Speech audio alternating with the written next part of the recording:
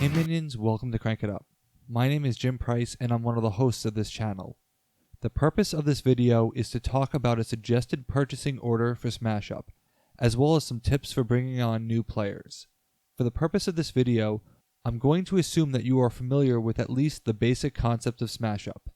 If you are relatively new to the game, or if you are looking to complete your set, this video is designed specifically for you, as I will be talking about my suggested order of acquiring Smash Up's content. A few notes before we begin.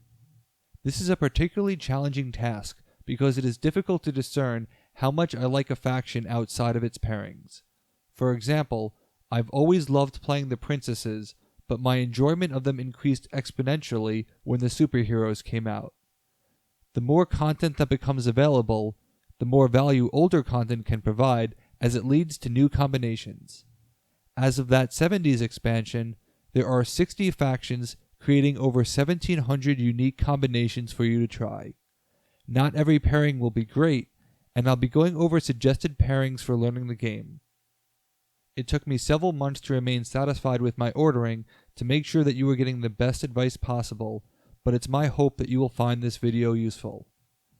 This is going to be a longer video than most, so I will include timestamps in the description in case you need to come back to a particular section. This will help break the video down into relatable sections which I call phases based on how experienced you are with the game. It's worth noting that I own all the content of the game and have no regrets about that, other than the fact that I wish I had discovered the game when it first came out. Finally, no one at Crank It Up works for AEG, the publisher of Smash Up, so any content on this channel is our own opinion, and for this video, this is strictly my personal ordering. As my favorite game, I obviously want the game to do well, and I'm not going to provide advice unless I felt it was truly correct and accurate, since I want to maximize your experience. There are many orderings that might make sense, and I welcome your feedback, but this is what I believe to be the most successful. Let's start with Phase 0, the core set. While every Smash Up expansion can be played as a standalone 2-player game, I wouldn't recommend this as your first taste of the game. The core set, simply titled Smash Up, is the best way to get introduced to the game if everyone is new. With many games, but particularly Smash Up, someone's adoption of the game and their overall opinion is directly influenced by their first play. For this reason, I never recommend letting more than one experienced player play against a new opponent without severe handicaps. This can be done by intentionally picking good and bad combinations.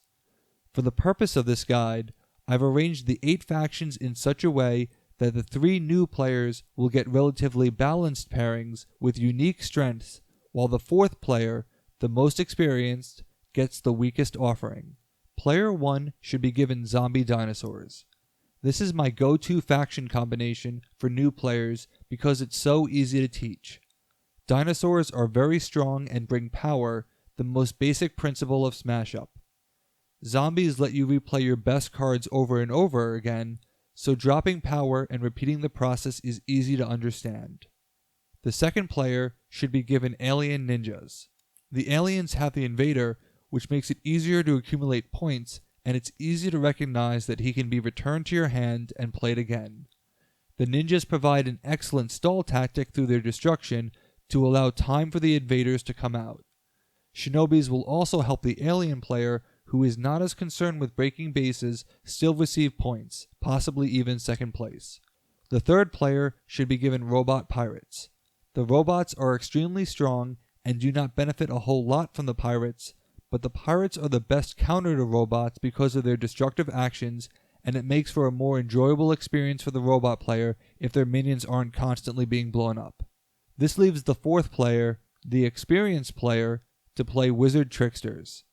I personally think that this is the weakest combination in the core set because they don't have a clear endgame. They will play a lot of cards, but with very little power. It's good that the experienced player gets the weakest combination so that everyone else has a reasonable chance. No one likes getting slaughtered in their first game. The core set breaks down the game into its easiest form to learn, before the game grew to incorporate many more rules, and it remains the best entry point for Smash Up in a single box. If you're going to play another game shortly after, I highly recommend changing only one faction so that the players can build off of their previous experience.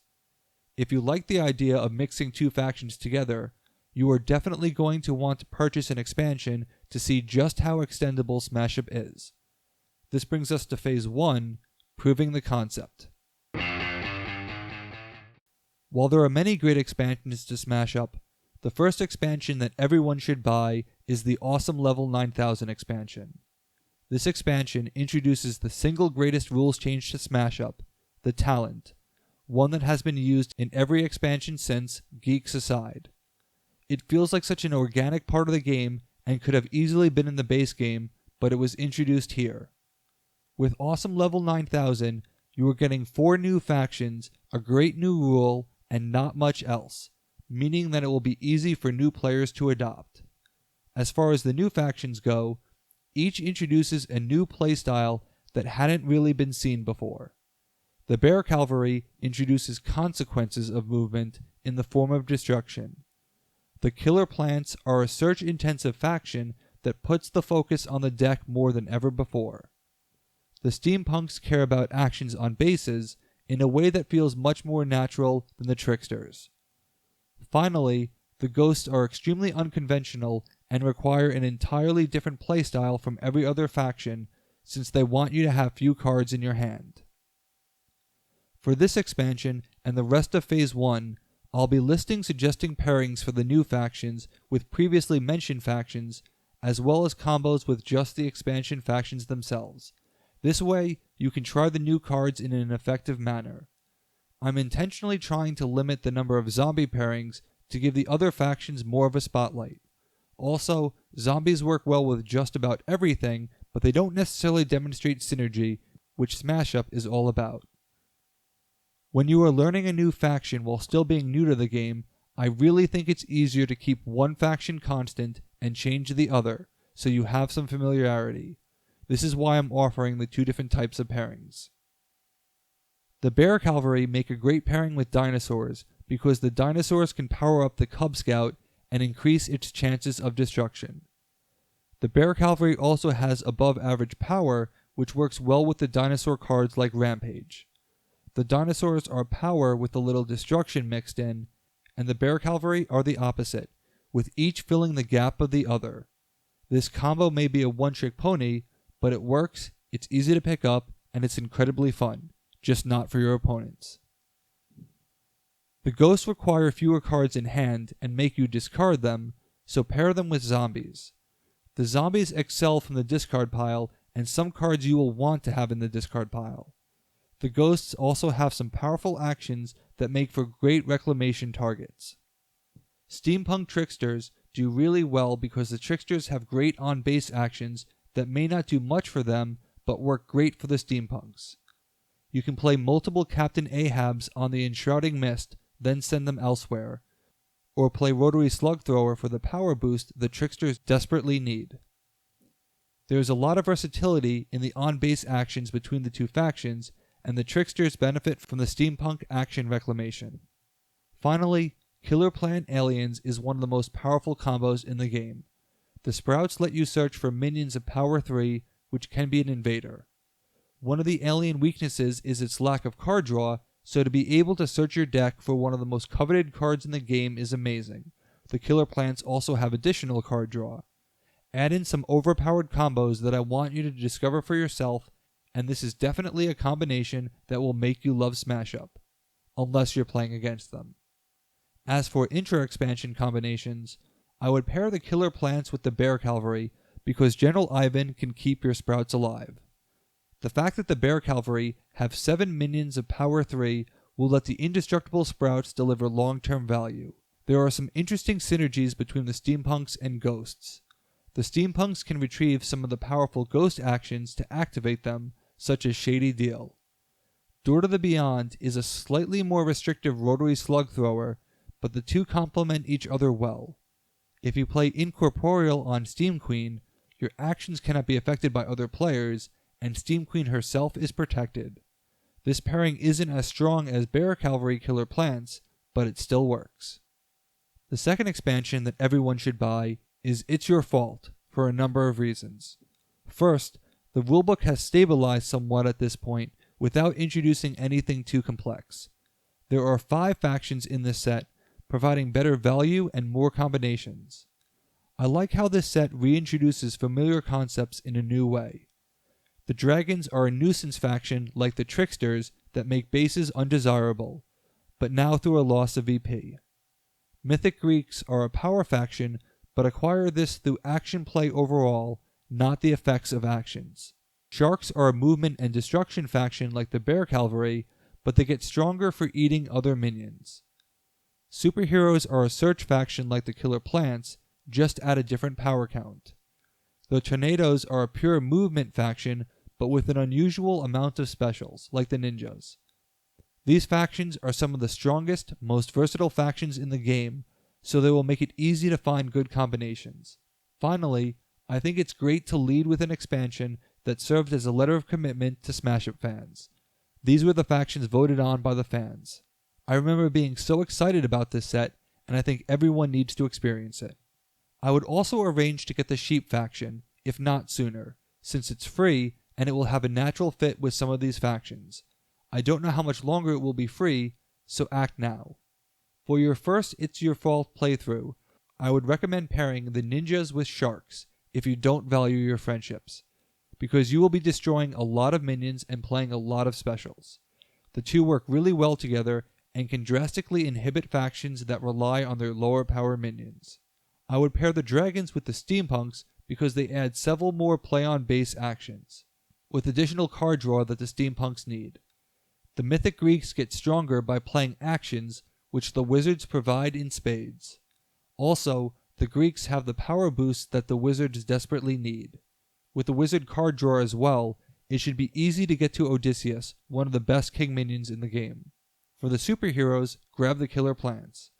The Mild-Mannered Citizens can get you your Venus Mantrap, which can get your Mild-Mannered Citizens, which can get your other superheroes.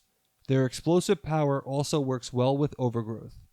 For Tornadoes, I would combine them with the Bear Cavalry or Sheep, depending on whether or not you got the Sheep faction. The Tornado movement can trigger some powerful effects. As for It's Your Fault by itself, Sharks and Tornadoes need to happen for reasons that do not require explanation. The superheroes can grab Odysseus and farm power counters the entire game. For the Dragons, I would also combine them with the Tornadoes to have 2 actions which can alter the bases in play. You could also use the Tornado movement to move minions to your undesirable dragon bases. The third expansion of Phase 1 is the Pretty Pretty expansion. I chose this expansion because the factions are not only unique, but really utilize ideas not found in many other factions. The expansion also popularized some core ideas that previous expansions hinted at, but future expansions build upon. The princesses are the most unique. The kittens were the primary introduction to control, which was hinted at in Ghosts, while the fairies took the transfer idea from Geeks and used it prominently. The mythic horses are a swarm faction in a way that robots really aren't, because the mythic horses care about being on the same base, whereas robot powers are global. I also think that the Pretty Pretty expansion, combined with the aforementioned sets, really creates some of the iconic pairings of Smash Up.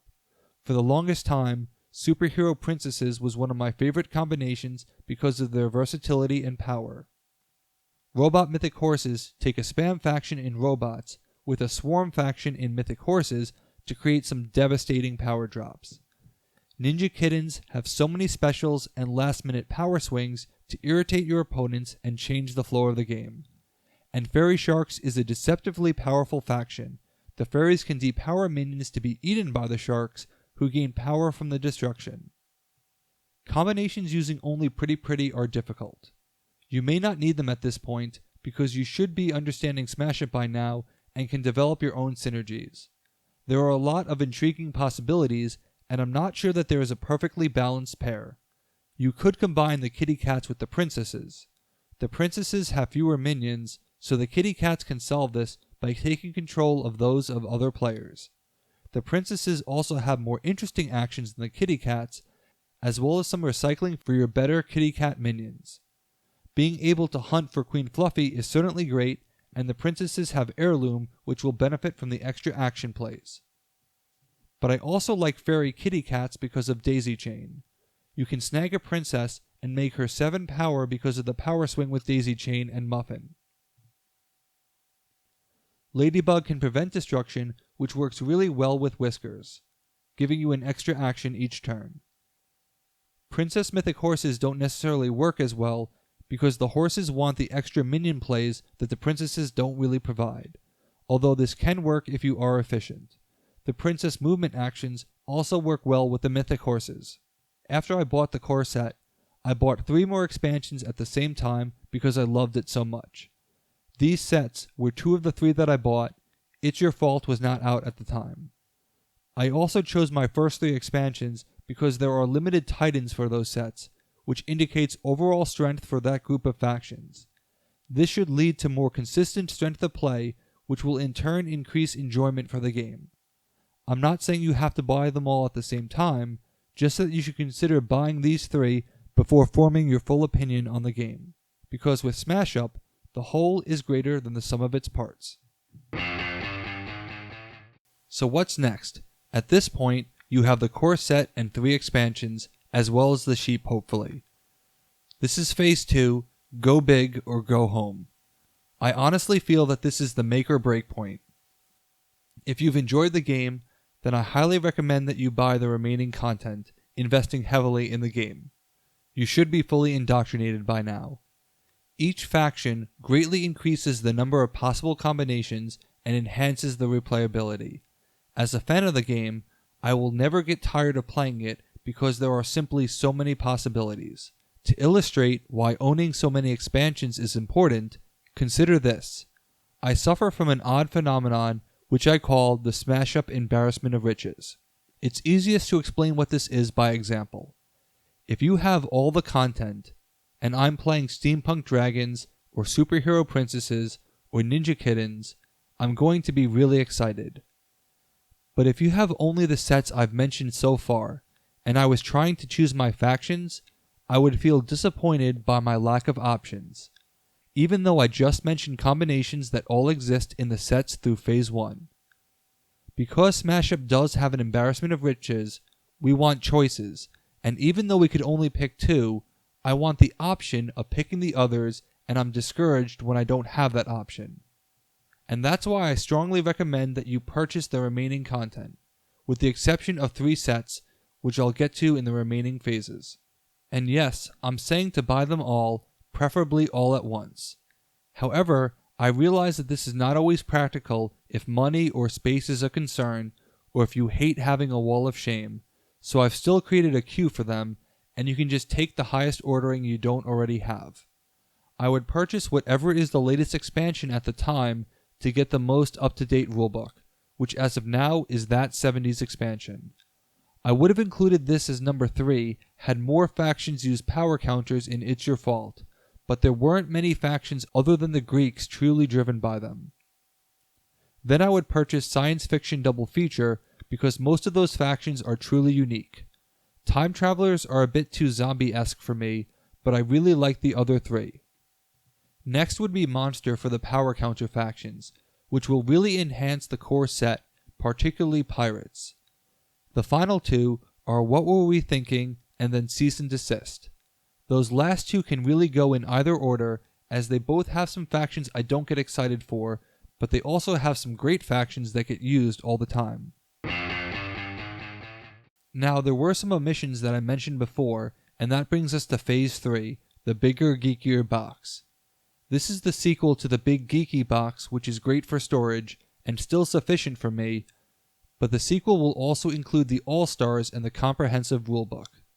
I actually had 10 expansions in the original core set box by taking out the insert and putting each faction in its own bag, stacking them carefully, so the Big Geeky box is not a necessity. However, owning this set will do 3 things. First, it will allow you to store everything in one box, particularly if you sleeve cards, which I don't do personally. Second, it gives you the All-Stars, which are a great teaching faction, something you'll need now that you can bring Smash Up everywhere. The All-Stars give a look at content across the entire game, and it makes for great exposure to new fans. Finally, it gives you the controversial geeks. I like them, but they break a lot of rules and can rub some people the wrong way because they are so antagonistic, which is why they are listed this far down, as well as rarity. I know several people who have bought most expansions, but not the geeks for one reason or another. The Big Geekier box will be out in August 2018, so while it's not out as of the time of this recording, be prepared for it. The final phase is the Completionist phase. You will need to make individual decisions about the obligatory Cthulhu expansion, Munchkin, and Big in Japan. Each of these sets introduced a new concept that did not fit in as seamlessly with the rest of the game. Trying to retrofit a new idea into a card text game is very challenging, and it worked for talents and power counters, but not so much with these other ideas. I debated myself for a long time on each of these, ultimately finding reasons to purchase them all, but I did so individually and several months apart. For Big in Japan, the Titans do seem novel, but it's really hard to play against them when you don't have a Titan yourself. Titans basically add a new card that provided an advantage for the owner with no way for you to counter. I didn't like them for the longest time. However, I have apologized for this repeatedly because the Titans event kit really turned around my opinion on the subject. Now that there are 16 more Titans, it is much easier to initiate a clash, the easiest way to get rid of Titans, and the new Titans really elevate the factions that got them. It's no longer automatic that you would want to use the Big in Japan factions as your Titan, and I like that. This would be my first pick because I think that Titans are the most straightforward to understand, and there are some truly unique factions like the Kaiju. After Big in Japan, the next to consider would actually be Munchkin for me. This is odd for me, since I like Monsters and Treasures much less than Madness. I don't want to spend too much time in this video talking about it, and I'll do a separate video on both that set and the Cthulhu set soon. The short version is, Monsters and Treasures add a bit too much complexity to the game and alter the balance since not all factions use them equally. And when I do use the set, I'm admittedly playing a variant where we don't use the Munchkin bases, which are locked into these concepts. However, some of these factions are really fun to play, like elves, mages, and halflings, and there are ways to make this work without referencing monsters or treasures. It's the more expensive of the two sets, but you can get 4 or 5 factions that can be converted into non-Munchkin equivalents, and I enjoy that quite a bit. That leaves Cthulhu as the final expansion, and it really comes down to your thoughts on Madness. I personally do not like it, again a topic for another video, but you might. I do play with the Innsmouth and Miskatonic University because the Madness is self-contained. In other words, you can only give it to yourself as a price for a benefit, not receiving it from an attack. And as much as I love Innsmouth, I know that they are hard to use, so if you don't like the antagonism of Madness, and if you don't like the unconventional Innsmouth, this may not be the set for you. But we'll talk about this a lot more in the upcoming Cthulhu series, and Sarah, who is a big fan of the expansion, can probably sell you on it a lot more than me. There is so much to discover about this game, and I'm still learning things myself. The only way to truly appreciate it is to maximize your content and experience all that the game has to offer. Smash Up has never had to remove or ban any cards or factions, and that's remarkable for a game that has existed this long. It really helps to justify owning all the content. If you've enjoyed the game, I encourage you to stay with it. Once you have all the content, you can do some really cool things like play 4 or more simultaneous games at a party, or have a tournament where you draft all the factions and play several successive games, changing the factions after each one. How many games can boast these types of events? Not many. I hope this guide has been helpful to you in trying to figure out your next step with Smash Up. I'm sure people would have their own ordering, and I'd love to hear about them. Let me know in the comments. There aren't many wrong answers, we all have our favorites. Thanks for watching. Be sure to like and subscribe. Let's shut it down.